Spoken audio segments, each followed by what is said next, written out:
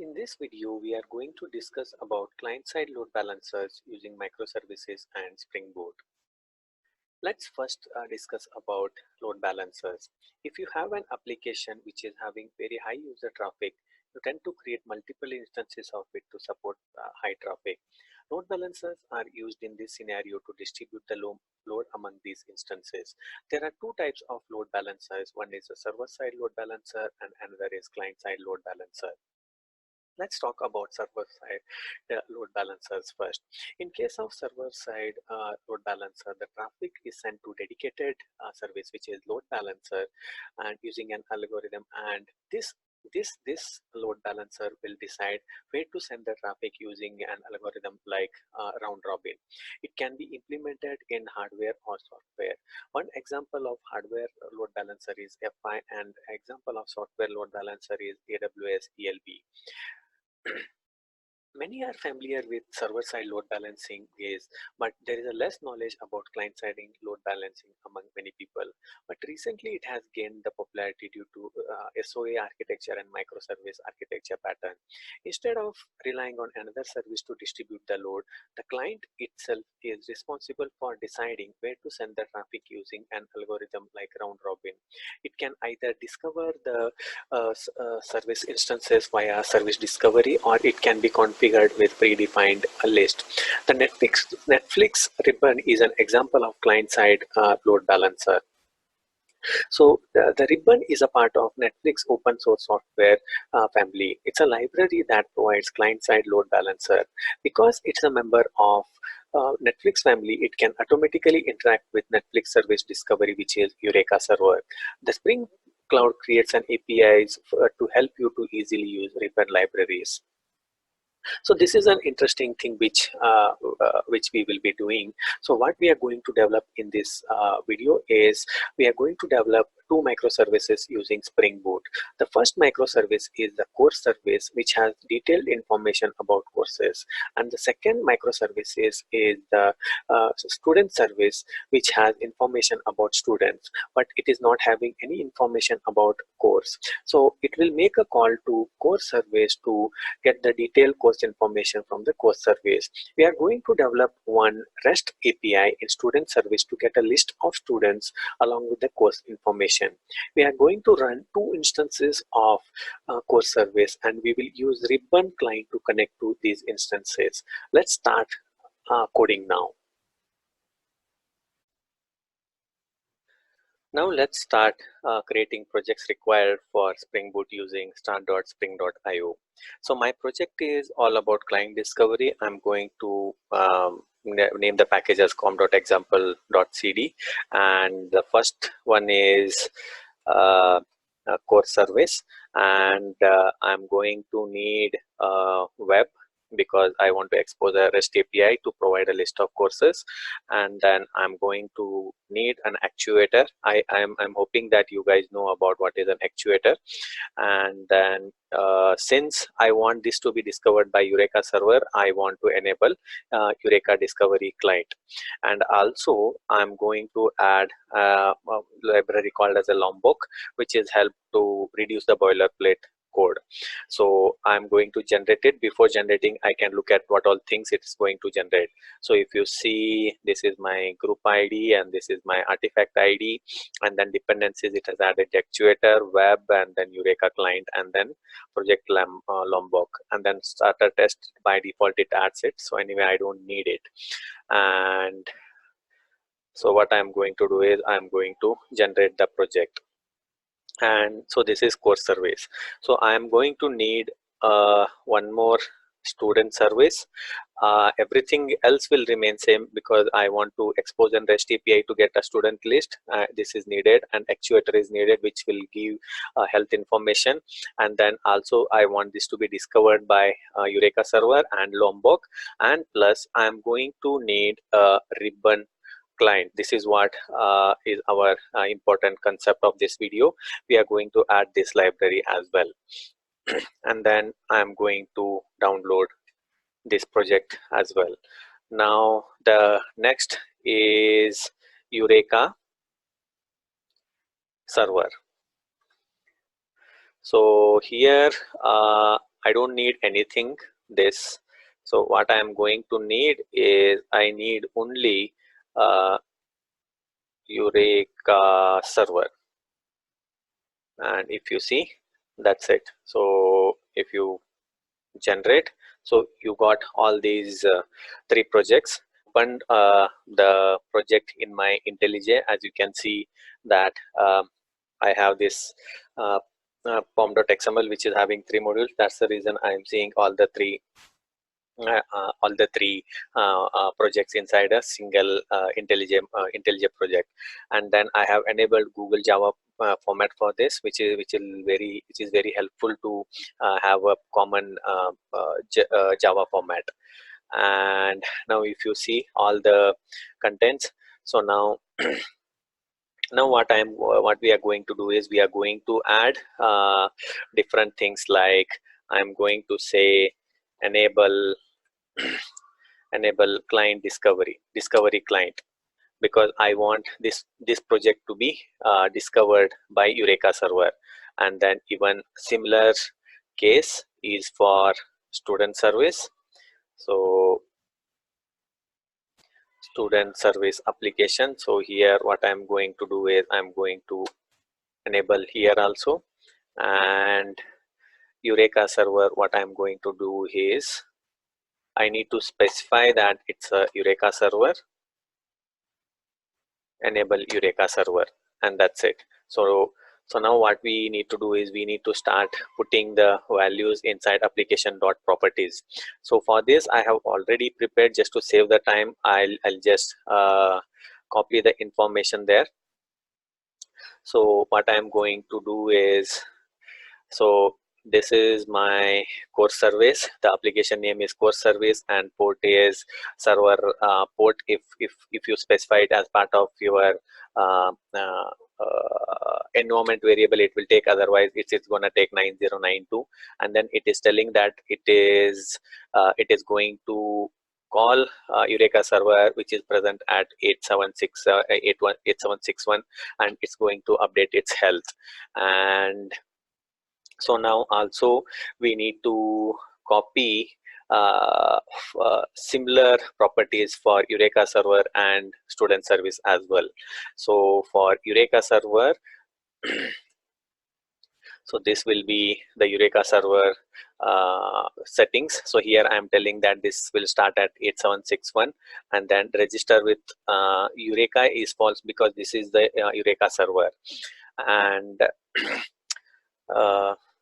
now we need to get the student service settings. So student service settings, if you see, so here I'm going to start this at a 8888, and then health check enabled, and then this is the important thing which is specific for ribbon. So ribbon, here I am telling that it's a Eureka enabled, so that I get the servers from Eureka client. And then I also tell that these are the list of servers which this ribbon server will try to ribbon client will try to do a load balancing. And then I am going to say that its server refresh interval is 1 second, so maximum we will have 1 second delay. So that's the thing we have done. So now we need to start coding applications for the course service. So what are we going to do is we are going to add a class called as course. The course class, what all things it will have is, maybe it will have private string course name, and then maybe it will have let's say fees, and then maybe it will have private int course ID. And then if you see here, I have not specified any, I don't want to specify anything as a getters and setters, so I'm going to use a Lombok's data annotation. So when you do this, automatically Lombok will create getters and setters for all the private instance variable. And also I'm going to say that I want to have all args constructor, and I am also going to say that I want no args constructor as well. And so, and I'm going to create one controller class here. So I'm going to call it as course controller, and then I'm going to say it as a REST controller, and then I'm going to say request mapping as, maybe I'll say courses, and then I'm going to add let's say, so public of list of course, or yeah, list of course get course. Yeah, actually it's not list of course, it's a course get course by ID. And then I'm going to say at path variable, and then it will take a value as course ID, and then this is course ID, and then it is going to return. As of now, I'll make it as a null. So, and then this will be get mapping, and here it will be I'll say course details, and then the path variable is course ID with this. And then I also need to have some static data. I'm not storing this data in the database. I'm just putting it inside the controller itself. I'm not following any MVC pattern here, just to show how ribbon works. So, and then I'm going to say init, and then maybe I'm going to have a map of, let's say, integer and course. So course map, and then I'm going to say hash map. And so now what I'm going to do is I'm going to say course map dot put one, and then new course. I'm going to say,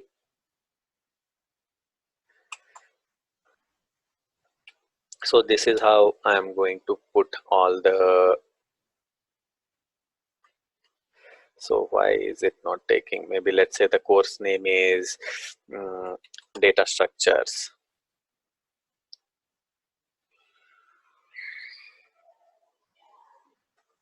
Data structures, and the next parameter is what all things we kept. Let me see. Okay, so this is what we are telling. Okay, the fees for this is, let's say, 1,000 rupees, and the course ID is 1. And then similarly we are going to say artificial intelligence course, and then maybe this is 10,000 rupees, and this is course 2. So similarly what I'm going to do is I'm going to add few courses. So this is 2, this is 3, sorry, this is 3, and this is 4. And then I'm going to say some course, maybe Java course, and then maybe I'm going to say SpringBoot course. Okay, so something, and then okay, 3 and 4. So what this is going to do is it's going to return course map dot get course ID. So here I am not checking for any in existence of the ID, just I am assuming that everything is proper, and then I will call this as a private, and also I need to call this when the application loads. So with this my core service is complete. So student service is going to call this API slash details slash course ID, and it's going to get this course information. So now we need to code a similar thing in student service as well.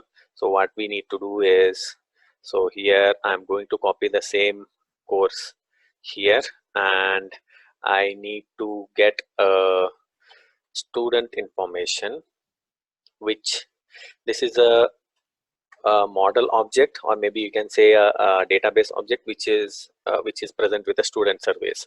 So it is going to have maybe a private string name, and then private string email ID, and uh, and it is having course ID.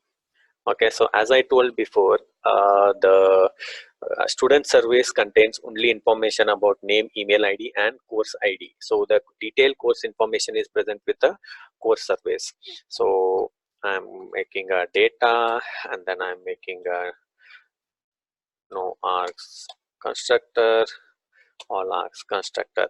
So with this, uh, so now, and also I need to create one student DTO, which is exposed to the outside world, which is going to have all the properties like student, but instead of course ID, it's going to have full course object. I hope you're following what I'm telling. So all args, and then no args constructor. So with this, what happened? So we prepared a student DTO. So now the similar line, we need to also add student controller class, and we are going to say REST controller, and then we are going to say uh, request mapping, and then we are going to say it as a students. And so again, I need to have students information here. So since I told that this is having students and then new array list. Okay, and then again I'm going to have one init method which will fill this list, and then I'm going to call it as post construct.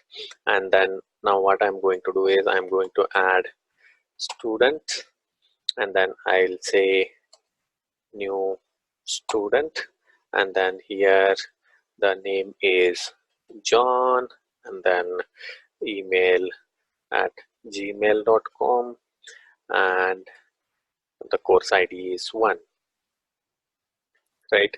And then so similarly I'm going to add some 3 users. So maybe I will say Miller, and then maybe I'm going to say it as Tom, and then maybe Miller at gmail.com and Tom at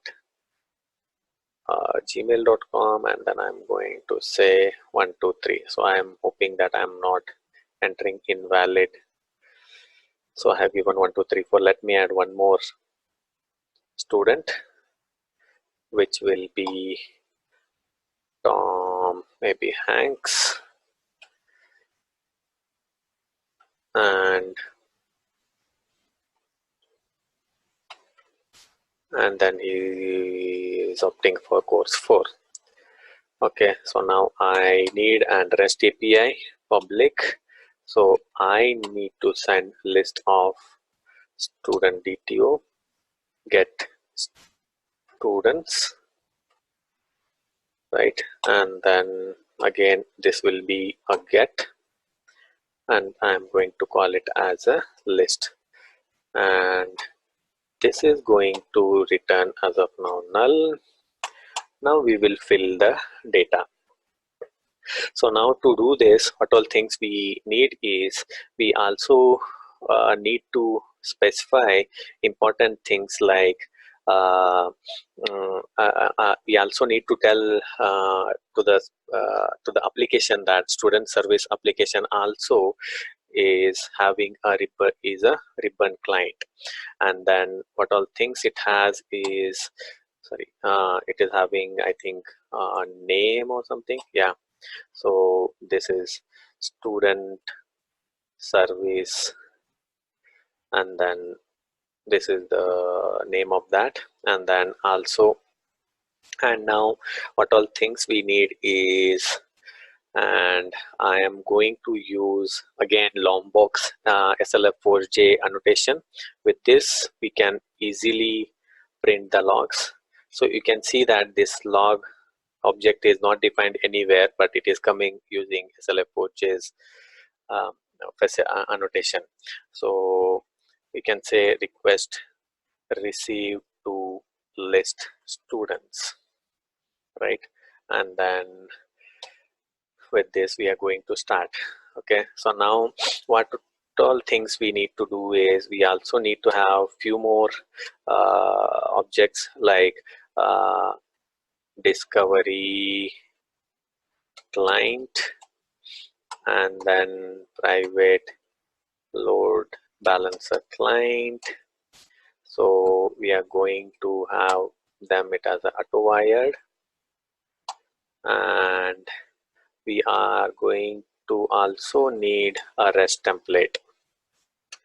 So REST template, how it's going to work is, and then since, and we need to specify that we need to create that bean and new REST template, and then we need to call it as a bean. So with this what happens is we are going to get the REST template. So now what are we going to do is we are going to get discovery client. Discovery client we are going to use uh, Spring Framework's discovery client, not Netflix discovery client, because it has many things which are, so if you use Netflix discovery client, you need to create an object. If you use Spring Boot's discovery client, this object will be injected by default by Spring Boot. So what are we going to do is we are going to say discovery client got get instances. So now I need to give the name of the application which I have given in the course service, application service, which is course service. So here what I'm going to say is I'm going to say I need a course service, and this will give me a list of, I think, service, what is it giving, I need to check it. So this is giving me a list of service instances.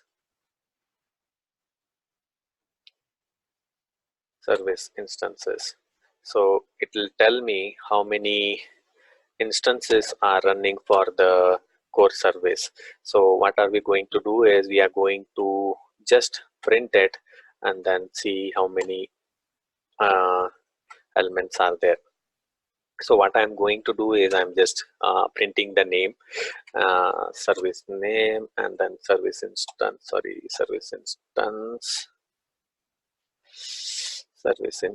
dot get host, and then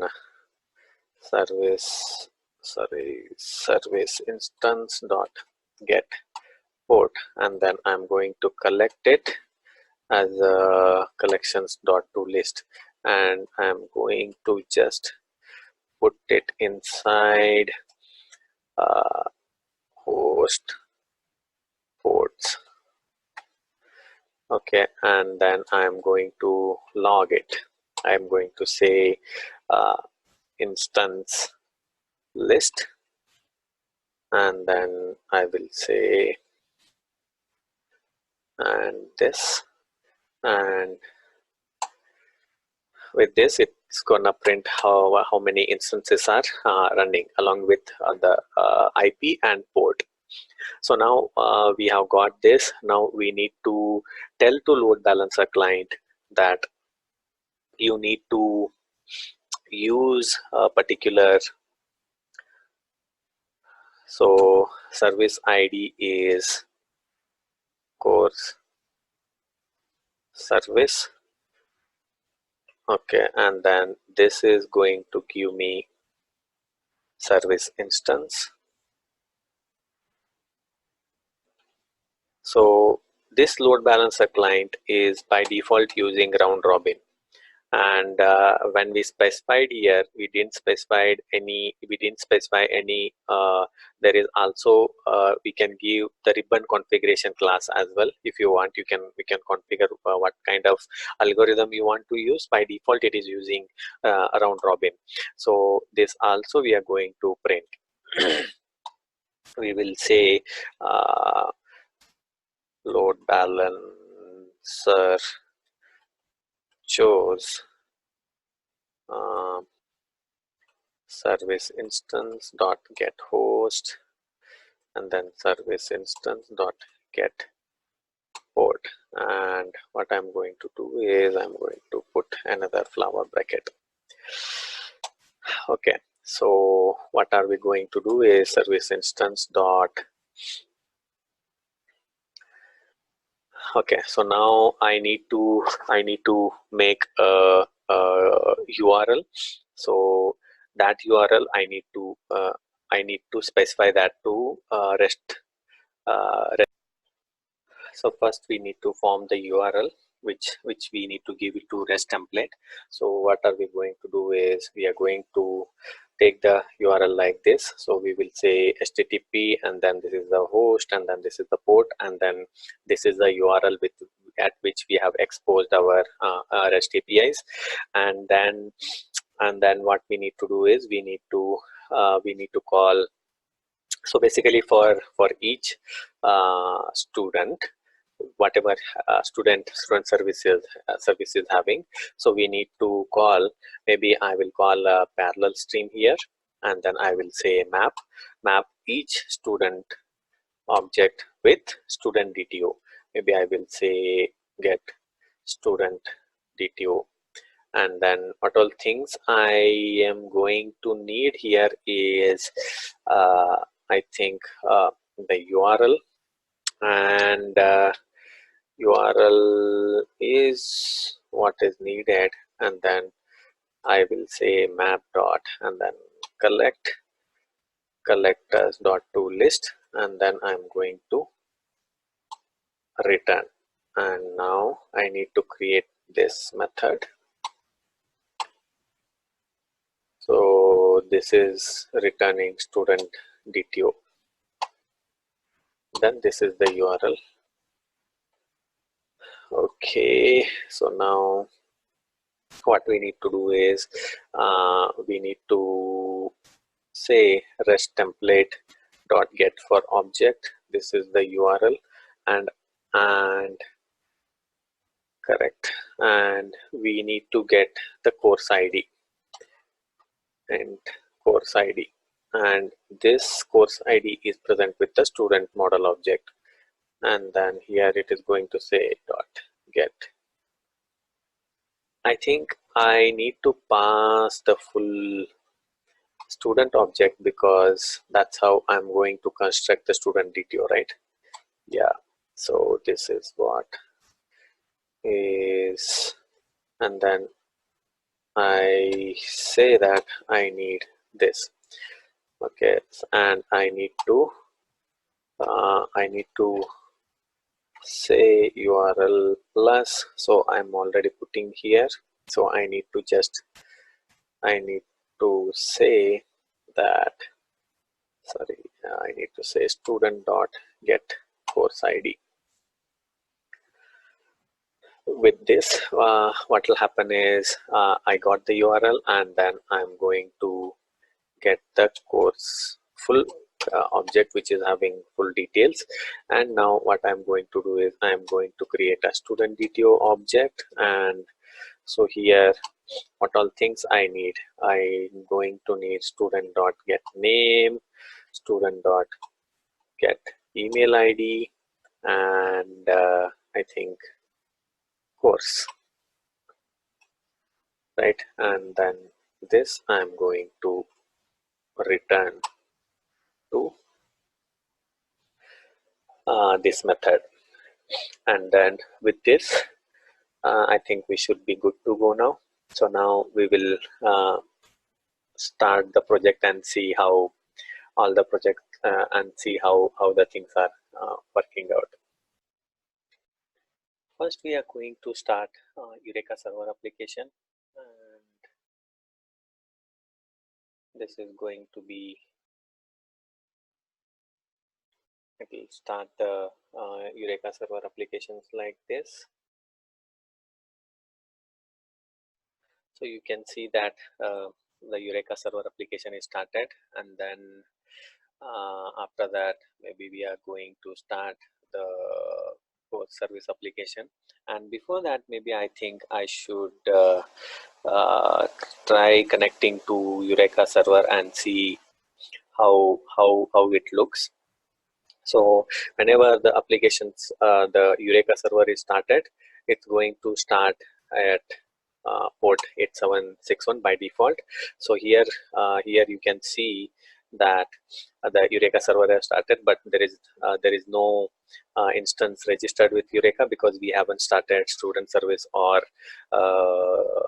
core service. So now what we are going to do is we are going to start the uh, core service, let's say, and then after that maybe we will start student service application as well.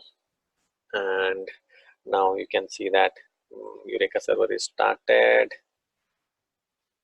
and then core service application is started, and then student service application is also started.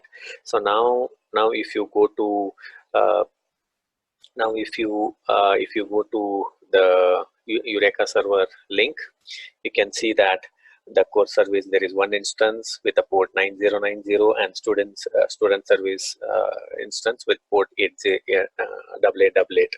So now what I am going to do is I am going to make a call to get the students. So the API for this is what I had done, students, and then this. So when I do this, you can see that I got name, and then course fees, and then so here you can see I had put the full course information in the student DTO, so it has given me the course name as well as fees and the course ID. So this is how what it is doing is it is making a call to discoveries, it is making a call to course service and getting the data from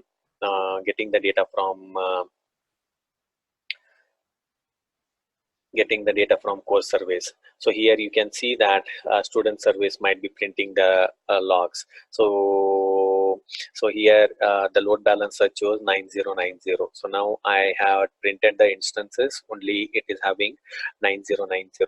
So now what I am going to do is I am going to start another instance of course service by modifying the application.properties, and maybe I'll call it as a 9090 one, and then I'm going to start another instance of course service application. So here you can see that there are two course service application. So with this, if I go and see in my uh, my Eureka server browser, so I'm going to see that the 9091 and 9090 are have come. So now maybe if I make a call again, so if it is available, then what ribbon is going to do is it is going to make a call to another server available based on, see here we can see that student service application. Now you can see that instance list is 9091 and 9090, and this time it shows 9091. So if I do one more time, I think it's going to choose 9091. I mean, based on the availability and also based on the round robin thing, it will choose. So I hope whatever I have done is clear, and I'm going to upload this project to my GitHub link, and I am going to leave the link in my the video description. Please have a look at it, and do comment if you have any problems.